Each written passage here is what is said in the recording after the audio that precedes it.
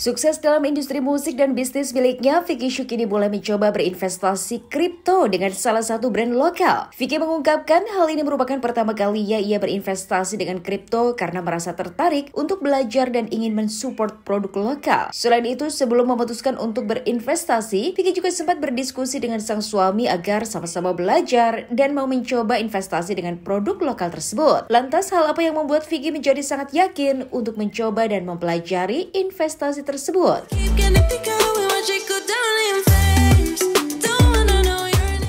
Aku lagi belajar, lagi research, lagi mencari tahu. Sebetulnya sih udah cukup lama ya tertarik dan ingin mempelajari, cuman memang selama ini tuh belum berani untuk terjun langsung gitu ya.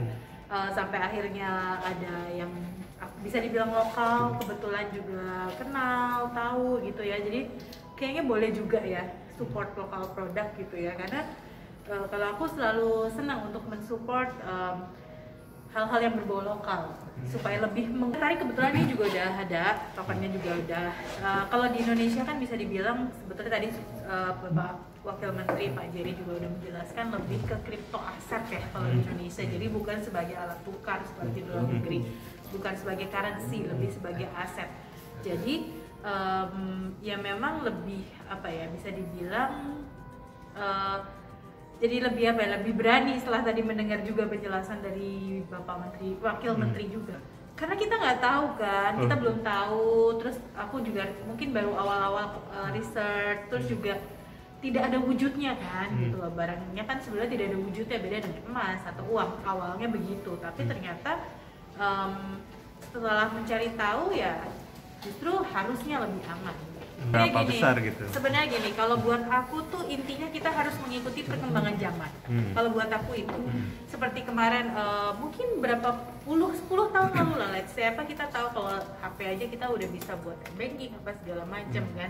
Jadi main-main tuh kalau misalnya aku pikir ini kayaknya mungkin bisa jadi something yang bagus, atau at least kita ikut mempelajari, tapi harus berhati-hati ya. Kalau bahasanya kan ada do your own research juga gitu ya, gitu ya. Tapi dalam hal apapun sebenarnya memang kita harus mencari tahu semaksimal mungkin dan berhati-hati, karena kan ada orang yang tipenya tuh gampang panas, gampang kepengaruh gitu loh. Kalau buat aku pribadi tuh hal apapun kita harus mempelajari, harus research, dan harus berpikiran yang positif gitu loh dalam melakukannya supaya hasilnya juga positif. Mencoba ini nantinya gitu.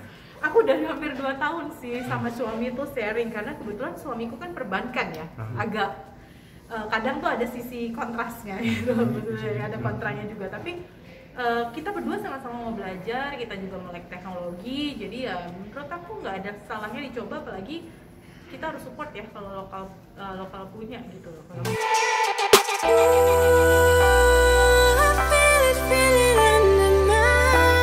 Jarang terlihat akhir-akhir ini, Vicky Shu ternyata baru saja sembuh dari COVID-19 beberapa hari yang lalu. Menjalani isolasi selama 2 minggu, membuat ibu dari 2 anak tersebut harus berdiam diri di kamar dan membuatnya sulit untuk berkomunikasi dengan anak-anaknya. Lantas bagaimanakah cara Vicky untuk menjalin komunikasi dengan kedua anaknya selama isolasi mandiri? Dan benarkah selama isolasi mandiri berat badan Vicky sempat naik hingga 4 kilo? Habis selesai isoman, aku habis kena COVID, selama 2 minggu cuman olahraga di kamar, jadi memang naik berat badannya, tapi udah turun juga. Jadi aku bingung kalau ditanya antara naik dan turun, karena naik tapi udah turun juga gitu, jadi suka bingung sih. Memang sempat naik kemarin waktu isoman tuh aku naik sekitar 4 kilo, tapi ini udah turun 12 hari. Jadi 12 hari full aku isoman di rumah, alhamdulillah nggak menularin siapa-siapa. Dan aku juga nggak tahu ketular di mana, anggap aja memang aku lagi nggak imun.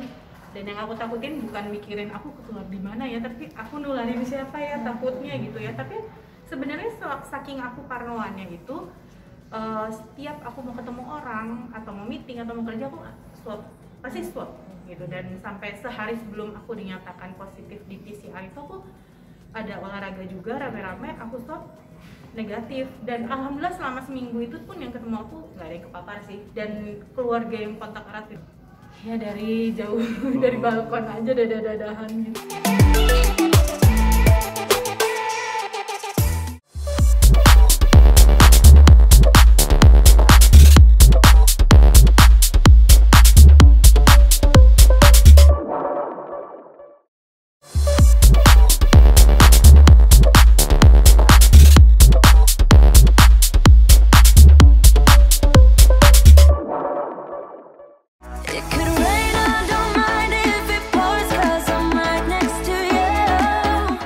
Memiliki wajah yang terlihat muda, cantik, dan sehat merupakan dambaan bagi setiap orang. Sama halnya dengan penyanyi senior Titi DJ, di usianya yang kini sudah menginjak 55 tahun, ibu dari 4 anak tersebut selalu tampak cantik, sehat, dan awet muda dalam setiap kesempatan. Ia mengungkapkan jika penampilannya itu didapatkan bukan karena adanya perawatan khusus dari dokter kecantikan, namun penampilannya itu ia dapatkan dari perawatan sederhana yang biasa ia lakukan di rumah. Lantas, seperti apakah tips cantik dan awet muda ala Titi DJ yang biasa dilakukannya? Oh ya? Ini kita tutup masker aja, jadi kelihatan muda.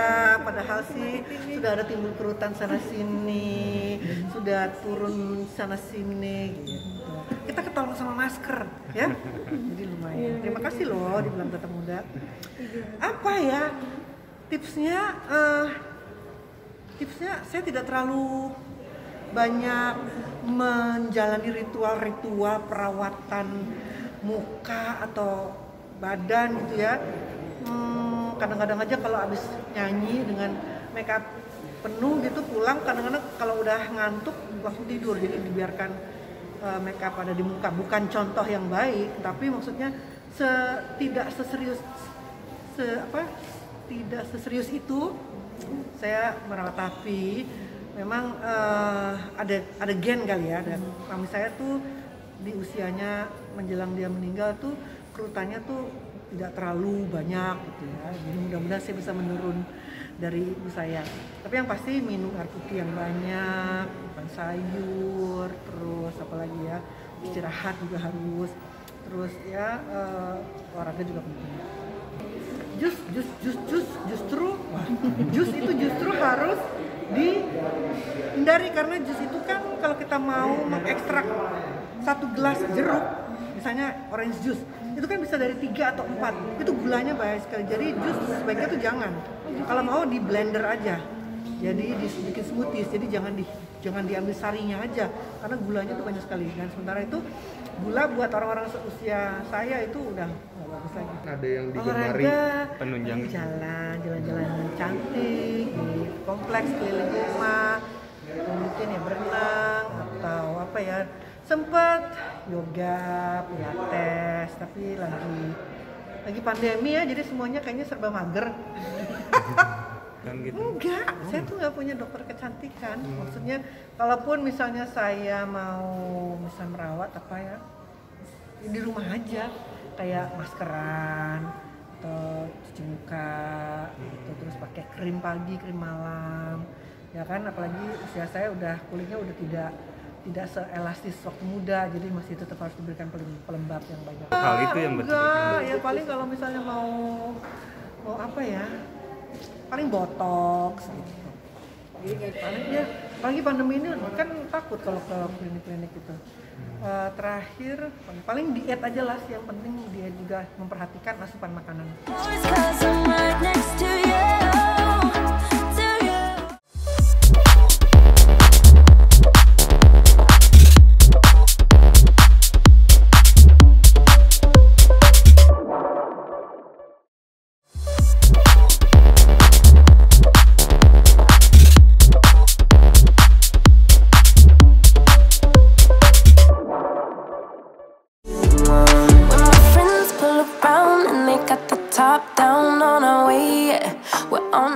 Pasangan selebriti Atta Halilintar dan Aurel Hermansyah kini tengah menanti kelahiran anak pertamanya Baby A. Segala persiapan pun telah disiapkan oleh keduanya dengan baik. Menurut Atta, kondisi calon buah hatinya di dalam kandungan kini semakin sehat, bahkan beratnya sudah mencapai lebih dari 3 kilo. Aurel Hermansyah juga sempat dikabarkan akan melahirkan pada tanggal cantik, yaitu tanggal 22 Februari tahun 2022. Lantas benarkah mendekati hari kelahiran Baby A, Atta Halilintar mencari rumah baru untuk timnya agar menghindari virus COVID-19 yang kini sedang melonjak. Persiapannya semua berjalan dengan baik. Doakan semoga semuanya lancar, karena kita lagi menunggu waktu yang sebentar lagi juga sih. Ya persiapan insya Allah semuanya banyak. Belum tahu sih tanggalnya, tapi kapanpun lahirnya insya Allah itu di hari yang baik. Udah mulai packing karena nanti kan ada beberapa hari dia. Lahirannya apapun lahirannya, yang penting ibunya sehat, anaknya sehat. Check up, alhamdulillah bagus, alhamdulillah bayinya sehat. Beratnya juga udah di atas 3 kilo, udah besar bayinya, malah 3 kilo lebih, jauh banget dari sebelumnya. Masa perkembangannya itu sangat pesat. Lebih ke nyari rumah buat tim sih. Kemarin pada vaksin juga. Terus memang kita kan nanti waktu punya anak juga nggak mungkin masih tinggal di lantai 2-nya karena kamar-kamarnya jadi kamar anak. Jadi ada rumah lagi buat tim saya. Memang kita tiap bulan alhamdulillah selalu nambah lapangan kerja baru, nambah karyawan terus. Jadi senang aja kalau tim-tim juga ada. Persiapannya bagus, kamarnya juga udah jadi, kamar babynya udah jadi. Tadi baru di pembersihan secara total, antivirus dan lain-lain karena anaknya bayi kan, jadi debunya juga semua udah di steril dan lain-lain. Karena kan nanti di rumah sakit tuh paling 2-3 hari. Emang agak angker sih. Terus gimana Bang Atta? Waduh iya, makanya kemarin waktu aku datang, kemarin kita udah deal segala macam. Jadi ya nanti harus panggil orang ya, untuk baca ayat suci ataupun bikin doa-doa dulu di sana gitu. Emang agak angker sih, rumahnya serem juga. Kemarin itu semua mbak di rumah sih, semua ART, semua yang untungnya yang security gitu-gitu enggak. Tapi ART semua yang masak segala macam semua kena. Ada sekitar 7 orang kena. Jadi di karantina.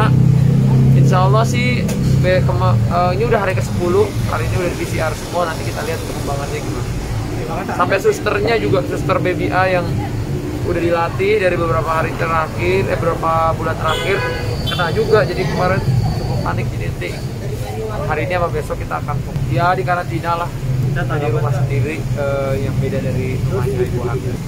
Ya namanya orang tua kan bisa aja nasihatin ya. Tapi kan apapun balik lagi, aku juga ditanya mau punya anak berapa ya tergantung istrinya.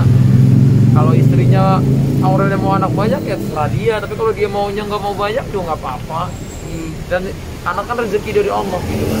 Jadi, dan bagaimanapun cara lahirnya tetap ibu tetap seorang ibu gitu. Jadi nggak ada harus gimana tetap ibu tuh mau sesar mau normal tetap.